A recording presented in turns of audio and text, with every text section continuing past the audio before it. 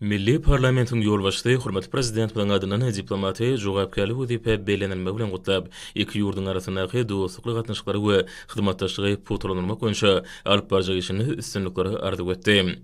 Ýelçi hoşniýetli arzulary götürükmen topragyny mähirli kabul edilenligi üçin hoşallyk bildirip, hurmatly prezident bilen Serdar Berdimuhammedow öz ýurdunyň ýolbaşçylarynyň iň gowy arzularyny getirdi. Hemde Awstraliýanyň garaşyl hemişelik beýtarap türkmenistanaky adatdan daşary we dowlat ýaly ilçisi bolmagyň özü üçin uly hormat dugyny beledi. Şunu ýurdumyzyň alyp barýan parahatçylyk söýjülikli siýasaty we parahatçylyk dürejülikli başlanýşlary bilen ýokary halkara awray eýbolanyny belenildi. Dowuşyň dowamyny diplomat ýurdumyzyň döwlet siýasatynyň esasy ugurlary bilen tanışdyrly. Giň halkara hyzmatdaşlygyny ösdürmek şol siýasatyň möhüm ugurlarynyň biridir.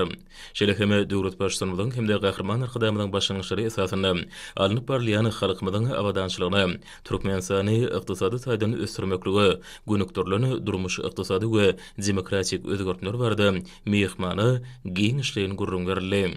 Milli parlamentin düzümi onuň milli kanunçylyk hukuk bünýadyny toplumlaryň dogry wagtlaşdyrmagyň şähertlerini alınıp barlayan giň önemli işleri dowuşyň esasy mugduklarynyň biri boldy. Şunuň baglykda parlamentary derejesinde dialogy giňeltmäň, Birleşen Milletler Guramasynyň düzümdäýin edaralarynyň şähertlerini iki tarapyň hyzmatdaşlygy puturlandyrmagyň möhümdigi belenildi.